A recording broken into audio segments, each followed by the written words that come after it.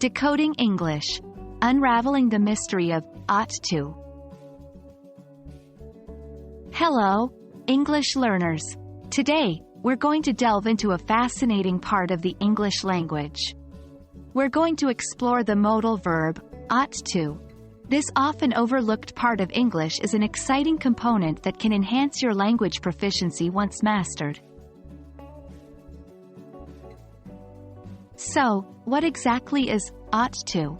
Essentially, it's a type of modal verb in English, similar to should. It's used to express an expectation, a probability, an obligation, or an advice. Now, an important point here. Ought to is a bit more formal and less common than should, especially in American English. However, it's still a good modal verb to understand and use correctly in certain situations.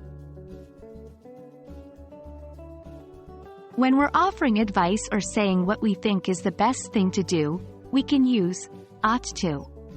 For instance, you ought to study for your test tomorrow. This means that it's advisable, or it's a good idea, for you to study. We also use ought to when something is expected or likely. For example, they ought to arrive any minute now. Here, it shows that we expect them to arrive soon. Ought to can express obligations as well, although less frequently. For example, we ought to respect our elders. Here, it signifies an obligation or duty to respect elders. The structure is simple: subject plus ought to plus verb, base form. For example, she ought to call her mother. Remember, ought to is followed by a verb in its base form. The negative form of ought to is ought not to, often shortened to oughtn't to. It's used to advise against doing something.